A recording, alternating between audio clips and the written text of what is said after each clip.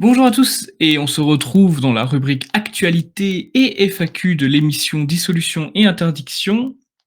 Alors comme actualité, j'ai noté plusieurs choses. Tout d'abord, Jordan Bardella, en cas de dissolution de l'Assemblée nationale et de victoire aux élections du Rassemblement national, Jordan Bardella estime qu'il serait le Premier ministre. Qu'est-ce que vous en pensez et est-ce que ce serait une bonne nouvelle? J'ai pas envie de vous influencer, mais je pense que vous avez vu ce qu'a fait Mélanie récemment. Je donne la parole à Guillaume. Alors, bonne nouvelle ou pas, personnellement, je vais dire clairement, je m'en contrefiche.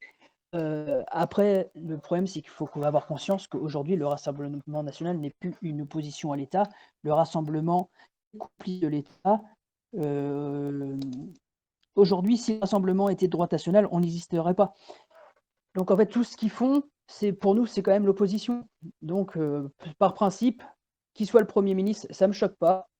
Heu ça me fait un petit peu penser à un petit peu les gouvernements qu'il y a eu sous Chirac, où c'est partagé avec le Parti socialiste. Bah, et aujourd'hui, si le centre droit, se partage avec la droite, très, très molle, voire, la droite tendance gauche, bah, c'est pas que j'y vois pas d'inconvénient, mais c'est que ça me choque pas parce que, ils sont pas de chez nous.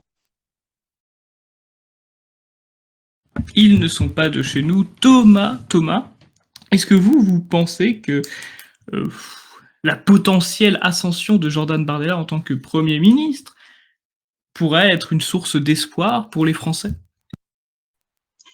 Écoutez, je sais pas parce que moi j'ai quand même l'impression que si le Front National reste, le Rassemblement National, pardon, reste bien immobile euh, aujourd'hui, euh, il pourrait passer en 2027. Alors je suis d'accord avec ce que vient de dire Guillaume, le Rassemblement National aujourd'hui ne nous représente plus, mais je pense que une victoire de ce parti pourrait être un tremplin pour nous, euh, pourrait être l'élément qui nous poussera à nous lancer en politique électorale, ou en tout cas on sera force de proposition, ça c'est sûr, c'est certain, euh, même si je crains en parallèle également une répression.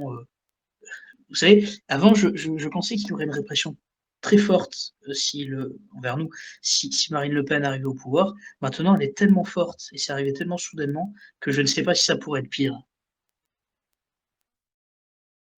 Je Ah, pense que ça sera voilà, oui. c'est toujours pire, en fait, on n'atteint jamais le fond. C'est ça qui est impressionnant, c'est qu'on creuse, le fond, on le touche jamais, donc est-ce que ça sera pire? Je ne sais pas. Mais je voudrais juste rappeler quand même, quand je dis que le RN n'est pas de chez nous, c'est que le RN était d'accord pour mettre l'avortement dans la Constitution. Le RN n'est pas pour l'interdiction de l'immigration, mais pour une réduction. Et tellement de choses comme ça. En fait, si on compare vraiment aux macronistes aujourd'hui, est-ce qu'il y a une vraie différence? Je ne suis pas sûr, à part un petit peu d'agitation 2-3 fois sur l'immigration, mais quand on ne veut pas leur dire et faire un retour des flux migratoires, je pense que on ressemble à du Darmanin qui fait des tweets en disant j'ai expulsé 3 personnes aujourd'hui, mais à côté de ça, t'en as 1000 qui sont rentrés dans la même journée. Absolument. Mais à force de creuser, chers messieurs, peut-être que nous trouverons du pétrole. Hein. Espérons. Actualité suivante, qu'est-ce que j'ai pu noter? J'ai pu noter une chose intéressante qui est par rapport à. Vous avez dû voir cette. Alors je sais pas si vous l'avez vu. En réalité, je sais pas si vous l'avez vu parce qu'il y a un coup de pression magistrale des préfectures et de la police pour ne pas diffuser une certaine vidéo. Une certaine vidéo où on peut voir une femme qui a été agressée par des chances pour la France, par les personnes que nous venons de citer, et on nous dit qu'il ne faut pas diffuser la vidéo, qu'il ne faut pas diffuser cette vérité. Chers messieurs, qu'est-ce que vous pensez de ce fait qu'il faut cacher la vérité au nom d'une certaine doxa? Je donne la parole à Thomas. J'ai pas grand-chose à dire, non, je ne suis pas d'accord. Je pense il faut pas cacher cette réalité-là. Mais si vous voulez, moi, ce qui a tendance à m'agacer un petit peu, c'est que parfois certaines agressions sont très médiatisées et ça nous laisse penser qu'elles sont rares. Si elles sont médiatisées, c'est que elles sont particulièrement violentes que c'est la fois où ça a été trop loin. Mais en réalité, c'est faux. Il y a une agression gratuite toutes les 44 secondes. Alors, elles ne sont pas toutes d'une violence inouïe, mais beaucoup le sont. Il y a 120 coups de couteau par jour. Il y a parfois, allez, peut-être une fois par semaine, un coup de couteau dont on parle, un peu plus que d'habitude. Mais ça fait oublier aux gens cette réalité-là qui est très souvent, enfin, qui est trop rarement rappelée. Voilà ce que je pense. Et vous, Guillaume, est-ce que vous avez vu cette vidéo passer? Malheureusement, je l'ai vu comme beaucoup d'autres. Je pense que je suis même triste de l'avoir vu dans le sens que je trouve que c'est du voyeurisme, et que, malheureusement pour la victime. Après, c'est à titre personnel. À titre, on va dire à titre général, c'est vraiment que ce genre de vidéo quand même se diffuse, dans le sens où si ça peut faire ouvrir les yeux à certains de nos compatriotes, et ben, c'est quand même une bonne chose. Après, il faut quand même imaginer que, heu ces vidéos de violence, elles sont quotidiennes, c'est parce qu'aujourd'hui tout ne se fait pas diffuser, mais et puis que personnellement, je ne fréquente pas les réseaux sociaux de jeunes, TikTok, Snapchat et compagnie. Mais je pense que ces vidéos-là, elles viennent toujours de ces applications-là et je pense qu'il doit y en avoir des centaines de milliers que non, que on ne voit pas et c'est ça qui est malheureux, quoi. Effectivement. Pour décrire un peu plus la vidéo, c'était une gamine de 13 ans agressée sexuellement par le frère d'une racaille, des racailles, des voilées également. Elle la frappe pour qu'elle arrête de parler de l'agression de Yacine. Actualité suivante, alors j'ai vu ça passer, des écologistes veulent, des écologistes, des climato-tarés, nous pourrions dire, qui veulent interdire les animaux de compagnie parce que les animaux de compagnie pollueraient trop. Ils dénoncent le nombre d'oiseaux qui peuvent par exemple mourir, hein. Je crois qu'on a 40 oiseaux en moyenne par chat de compagnie, etc., etc. Et globalement, on veut interdire les animaux de compagnie. Ces gens n'aiment même pas les animaux. C'est ce qu'on pourrait dire, c'est ce qu'on pourrait constater. Thomas, est-ce qu'il faut interdire les animaux de compagnie pour sauver la planète? Alors, je ne pense pas, je ne pense pas, non. Par contre, je pense que ces gens qui veulent interdire les animaux de compagnie pour sauver quelques dizaines ou quelques centaines d'oiseaux en ville, en plus, euh, devraient plutôt s'intéresser au problème des éoliennes qui sont en train d'anéantir des millions d'oiseaux. Voilà, ce sont ces mêmes personnes qui veulent nous imposer ces éoliennes partout. Merci Thomas pour cette réponse efficace. Et vous, Guillaume, est-ce que ça vous rappelle pas le délire, le parallèle de ne pas faire d'enfants pour ne pas polluer la planète? Non, mais aujourd'hui, tout est excuse pour dire que tout pollue. Après, ce qui me dire sur la discussion et qu'il y a quand même un brin de vérité, par exemple sur les chats, c'est qu'il ne faut pas oublier que le chat est quand même un prédateur et qu'aujourd'hui, on le retrouve dans les maisons. Et c'est vrai que si aujourd'hui on ne fait pas de stérilisation de chats, ça peut poser problème. Mais ça, c'est un sujet, c'est pas un sujet d'écologie en temps de même. Je veux dire, aujourd'hui, moi j'habite dans l'Orne, on par- des- quand j'entends des Parisiens vouloir interdire la chasse et autre chose, ils n'ont aucun savoir sur les animaux, en fait. Donc je pense que si demain on doit parler de est-ce que le chat est un danger, est-ce que les animaux sont un danger, il faut peut-être pas laisser parler les gens du cru, les gens des campagnes qui, eux, les côtoient tous les jours et pas des citadins qui utilisent un chat juste pour se consoler parce que la bonne femme à 50 ans n'a pas d'enfant et qu'elle a remplacé un enfant par un chat. Enfin, aujourd'hui, les animaux, il faut que ça soit traité par des gens qui maîtrisent le sujet. Absolument. Mais moi, ça me fait penser aux migrants, vous savez. C'est-à-dire que les gauchistes sont pour l'immigration et ils sont contre visiblement le fait d'avoir des animaux. Mais qu'est-ce qui pollue plus, finalement, entre un chien et même un chat et un Somalien? Comprenons-nous. Parlons d'énergie quelques secondes. Un Somalien consomme beaucoup, beaucoup, beaucoup moins qu'un Européen. Sauf que si on fait venir le Somalien en Europe, il va consommer comme un Européen. Donc, techniquement, être immigrationniste, c'est être pour la pollution, c'est être pour la consommation énergétique. Donc, techniquement, être pour l'immigration, c'est être anti-écologiste. Donc moi, je me Mais prétends écologiste en disant que je ne veux pas d'immigration. parce que je ne veux pas augmenter la consommation énergétique. Évidemment, ce raisonnement qui tient un peu de l'absurde, soyons très honnêtes, qui tient de la moquerie, a un fond de vérité. Parce qu'entre faire venir 300 000 Africains par an et adopter un chien et un chat, je sais personnellement lequel est potentiellement plus polluant. D'ailleurs, histoire qu'on arrête avec cette histoire de CO2, vous savez, moi je suis en cours actuellement et je reçois des cours d'écologie absolument catastrophiques, absolument dignes d'une propagande soviétique. Et on n'arrête pas de nous parler du CO2, on n'arrête pas de nous parler du CO2, du CO2, du CO2, du CO2, du CO2. Ils ne savent même pas quel est le taux du CO2 dans l'atmosphère. Le taux du CO2 dans l'atmosphère, c'est 0,4% tout d'abord. Et la responsabilité de la France dans ce taux, elle est de 1%. De 1%, donc littéralement, on casse les couilles aux Français, on casse les couilles aux entreprises, on nous casse les couilles en tant qu'étudiants pour 0,004% de l'atmosphère. Donc c'est très utile, encore une fois. Donc on ne passe pas de temps à être formé convenablement sur les métiers que l'on souhaite entreprendre, mais par contre, attention, on sait trier nos déchets, et on a un bonus sympathique en disant qu'on est écologiste, alors que concrètement, on n'a aucun impact là-dessus. Si vous voulez réagir à ce que je dis, bien évidemment, vous pouvez. Ouais, bien sûr, parce qu'on parle toujours d'absurdité, en fait, et c'est ça qui est génial. Je vous rappelle qu'une vache qui pète fait des trous dans la couche d'ozone. On est à ce niveau-là de politique aujourd'hui.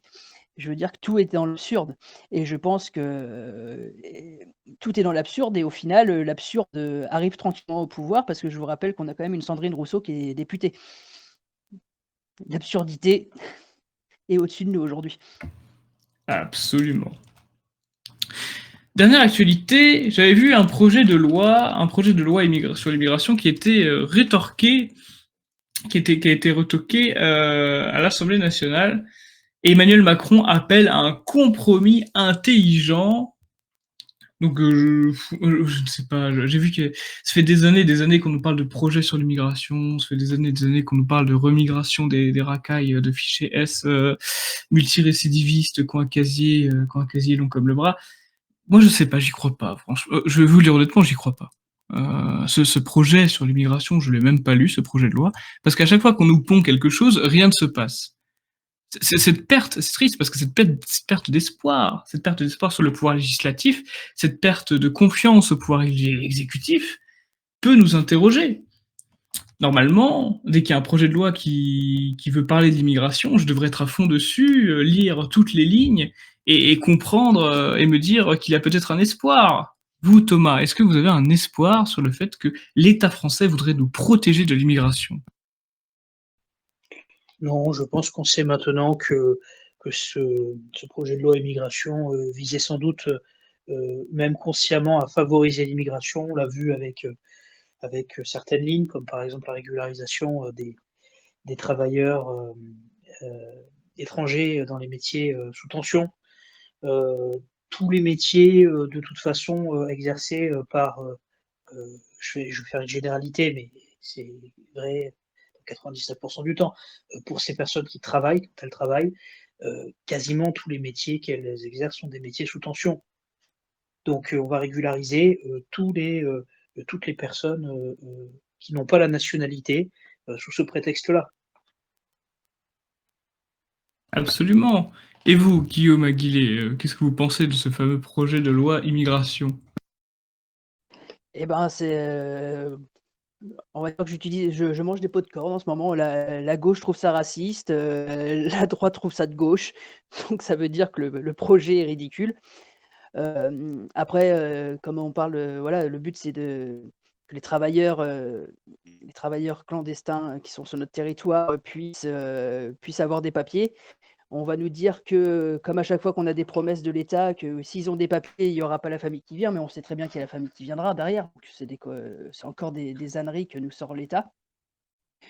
Le seul discours sur l'immigration qui est viable, c'est l'arrêt immédiat de l'immigration et l'expulsion de tous les clandestins qui sont en France, tous les délinquants étrangers, et puis on fera sauter les nationalités binationales petit à petit. Et il n'y a que ce discours qui tient. Sinon, le reste, c'est que du vent. Absolument, je suis bien d'accord avec vous deux, et c'est bien pour cela d'ailleurs que je me suis à peine intéressé à ce projet de loi immigration, car je sais très bien que ça ne mènera nulle part. Ne soyons pas dupes, ce n'est certainement pas aujourd'hui, avec un projet de loi, que la situation va s'améliorer. Je n'ai pas noté d'autres actualités, comment je pourrais dire, intéressantes, pertinentes. J'avais noté que ces 4 actualités, ce qui est déjà pas mal, si vous voulez mon avis. Et de toute façon, il y aura d'autres actualités. Il y a des semaines qui sont denses, il y a des semaines qui sont moins denses. Cette fois-ci, c'était une semaine un peu moins dense que d'habitude. Est-ce que c'est une bonne chose? Je ne sais pas, parce que je suis persuadé que de toute façon, ça va venir. Avec Noël et les fêtes qui approchent, je suis persuadé qu'il y aura plein d'actualités à traiter ces 2 prochaines semaines. On va passer maintenant à la phase de questions des auditeurs. Alors vous le savez, chaque semaine, les auditeurs peuvent lever la main, poser des questions à mes invités. Souvent, ce sont quand même sur les thèmes abordés. Donc, chers auditeurs, si vous possédez des questions, n'hésitez pas à nous les transmettre, à nous les donner. Prenez la parole, levez la main, n'ayez pas peur. Et mes 2 chers invités, Guillaume et Thomas ici présents, se feront une joie d'y répondre.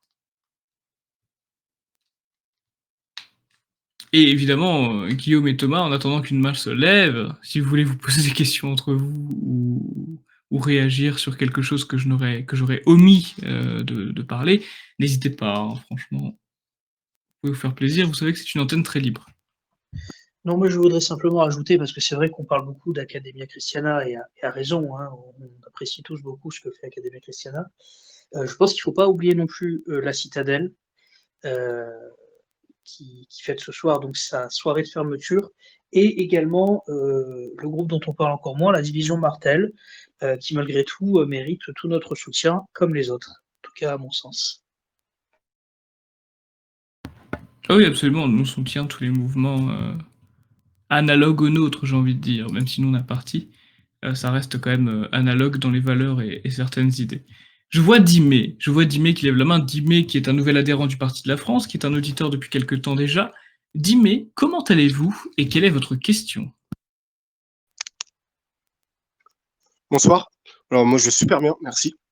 J'espère que vous allez tous bien aussi. Alors j'aurais une question. Je suis arrivé dans le live il y a peut-être une quinzaine de minutes, donc je ne sais pas si vous avez abordé ce sujet-là.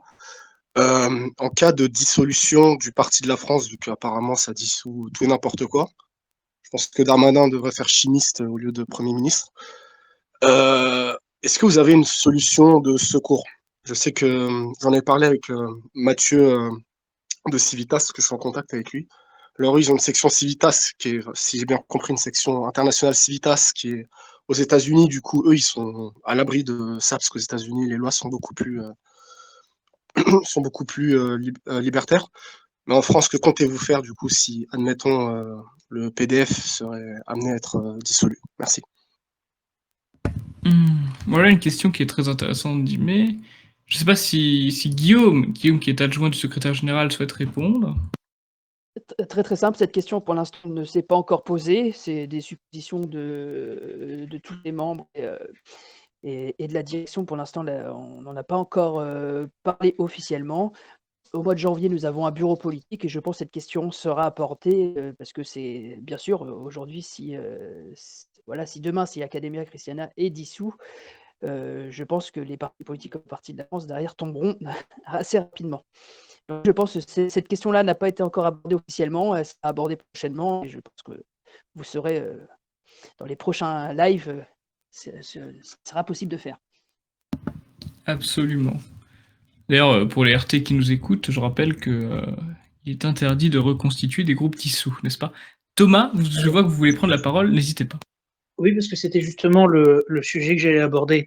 Je vais vous dire ce qui, d'après moi, sera la prochaine étape. On va encore avoir toute une série de dissolutions, en espérant parfois réussir à être sauvé par le Conseil d'État, mais enfin, en tout cas, on en aura. Et après, on nous accusera de reconstitution de ligue dissoute, parce que c'est 3 ans d'emprisonnement et 45 000 € d'amende. Une reconstitution de ligue dissoute, ça commence à devenir assez grave. Sachant qu'une dissolution ne donne pas lieu à de condamnation, hein. Enfin, les gens peuvent être poursuivis indépendamment de ça. Et je pense que c'est ce qui se passera dans toutes les villes. C'est-à-dire que les groupes qui se formeront avec des idées similaires, puisque bon, on est tous nationalistes, alors avec des sensibilités un peu différentes suivant les personnes, les catholiques et les identitaires et les nationalistes révolutionnaires, bon, il y a de tout. Mais vous verrez qu'on se retrouvera avec, là par exemple, on voit, par exemple je sais pas, à Lyon, un groupe qui pourrait être dissous, par exemple les Remparts. Si dans 6 mois, un autre groupe de jeunes identitaires se remonte, il sera accusé d'être une reconstitution de Ligue dissoute. Absolument, absolument. Est-ce qu'il y a une autre question? Merci Timé pour votre réponse. De toute façon, j'ai envie de dire, on dissout les mouvements et pas les idées. Ça fait, comment je pourrais dire? Ça fait très stéréotype de dire ça, de dire qu'on dissout les idées, que je raconte les mouvements mais pas les personnes. Mais en tout cas, c'est pas parce que le Parti de la France est dissous demain, mettons, que je vais arrêter de militer pour autant. Et d'ailleurs, je pense que la plupart des cadres de mouvements dissous n'ont pas arrêté de militer pour autant et qu'ils ont continué. Ils n'ont pas fait de ligue reconstituée, attention, ils sont allés soit dans d'autres mouvements ou alors en s'en sont éloignés, mais dans tous les cas, on continue toujours le combat. Hein. On va pas s'arrêter pour si peu. C'est pas parce que M. Darmanin a le pouvoir de dissolution que tout d'un coup on va abandonner et on va arrêter le combat. Ça ne marche pas comme ça. Je vois Baxter qui lève la main. Baxter, vous avez la parole. Vous pouvez prendre la parole en appuyant sur le petit bouton bleu qui est au milieu de votre écran, entre le bouton vidéo et le bouton quitter. Bonsoir, bonsoir à tous. Ma question est la suivante. Pensez-vous que Gérald Darmanin va un jour dissoudre la France? Il restera bien que ça à dissoudre, je pense. Après son mandat, il n'y restera plus que la France à dissoudre. Guillaume, je vous laisse la parole. La question, est-ce que la France n'est pas déjà dissoute? Je parle pour eux. Parce qu'à quel moment, dans leur discours, ils parlent de France? Les seuls mots qu'ils ont à la bouche, c'est la République, la République, la République. Pour moi, aujourd'hui, l'État n'est pas un État français, c'est un État républicain. Ils ont pris tout ce que nos ancêtres ont construit et ils sont en train de le piétiner. Donc pour moi, ils ont déjà dissous la France et maintenant ils sont en train de dissoudre les rebelles. C'est vrai. C'est une très belle réponse, Guillaume, très triste, mais très belle à la fois. La France, est-ce qu'elle ne serait pas dissoute depuis 1905 ou 1789? C'est une question qu'on peut se poser. Que légitimement. Mais bon, techniquement, la France existe toujours tant que des mouvements tels que le nôtre existent. C'est ce que je me dis aussi. Et c'est pour ça que faites des enfants, parce qu'il faut faire des enfants français et pas des enfants républicains. Oui, tout à fait. Nous sommes le parti de la France, pas le parti de la France dissoute. Donc quelque part, tant qu'on est là, la France existe toujours. Je crois qu'il y a... Ah, Dimé qui souhaite reposer une autre question. Dimé, vous avez la parole. Une nouvelle fois. Hop, c'est bon. On vous écoute. Alors, deuxième question, justement par rapport à la première. Comment se fait-il que la France, dans les pays d'Occident carrément, soit le seul pays qui se censure autant? Je veux dire, là où je suis en Allemagne, avec le passé sulfureux qu'ils ont, je vous garantis qu'il y a des partis beaucoup plus radicaux que Civitas ou Division Martel et qui se présentent même à des élections. Pourtant, ils sont encore là. Quoi. Et comment ça se fait qu'en France, ils dissouent absolument tout ce qui bouge? Pour avoir rencontré quelquefois les gens de Civitas, j'ai pas eu l'impression d'avoir des gens ultra radicaux non plus, quoi. C'est juste une ligne nationaliste classique, quoi. Comment vous l'expliquerez-vous par rapport à d'autres pays? Merci. Mes chers invités, si vous avez une réponse à accorder. Alors moi, j'ai quand même l'impression que l'Allemagne censure beaucoup, hein, quand même. Mais Thomas, Guillaume, vous avez peut-être une... Je ne sais pas si ça censure autant ou moins plus ou moins qu'en France. Je pense qu'aujourd'hui que la censure, elle arrive en France parce que les idées de la droite nationale et clairement les idées que la populace détestait de Jean-Marie Le Pen. Aujourd'hui, vous allez dans la rue, vous travaillez, pour les gens qui travaillent et qui vous parlez avec vos collègues. Aujourd'hui, plus personne a peur de parler comme Jean-Marie Le Pen. En fait, les idées sont aujourd'hui proches du pouvoir. Le problème, c'est qu'on n'a aucun parti à nous proche du pouvoir aujourd'hui. C'est peut-être pour ça, c'est ça qui leur fait peur, c'est que la population aujourd'hui, commence à être en colère contre l'immigration et je pense pour eux, il faut que tout soit dissous rapidement pour pas que ça se diffuse, encore plus.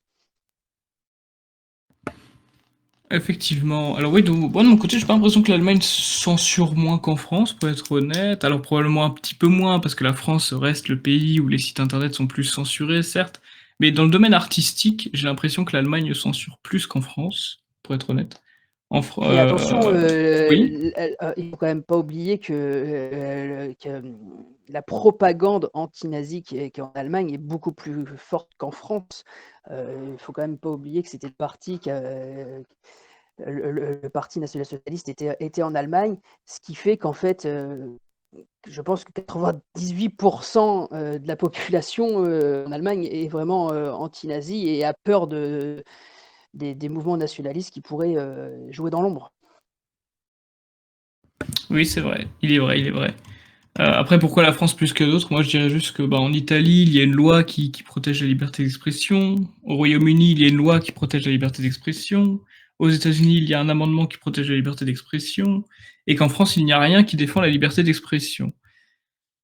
Oui, Voilà, il y a notre beaucoup de système camarades en prison, hein. et beaucoup de camarades en prison.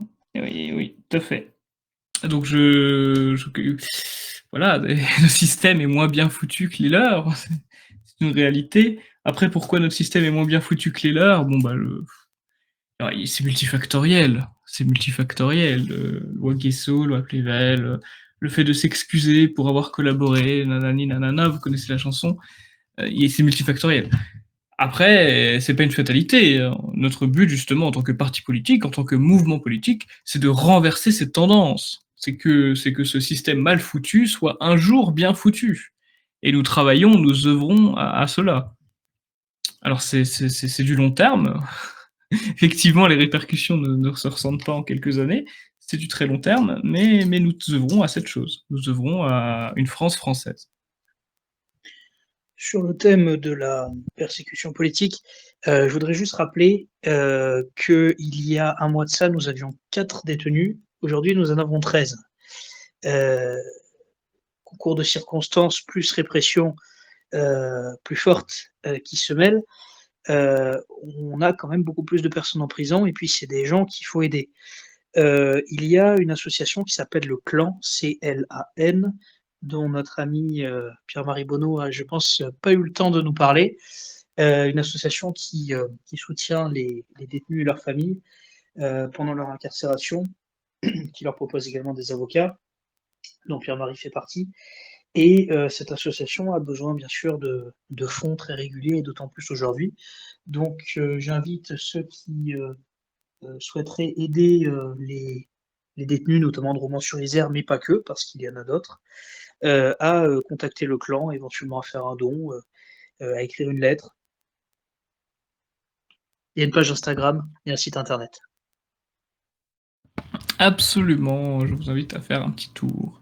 Je vois Vivien qui est un conseiller, du Parti de la France, un membre du Conseil national, qui est également un fier militant de Normandie comme Guillaume, et qui est un fidèle auditeur. Vivien, vous avez la parole. Bonsoir Alexandre, bonsoir Thomas, bonsoir Guillaume. En fait, moi je monte poser une question de la part d'un auditeur, parce que j'ai souvent des auditeurs qui me posent des questions sur Messenger. Il me demandait que faire pour aider nos camarades nationalistes quand ils sont en difficulté comme ça, quand il y a des solutions.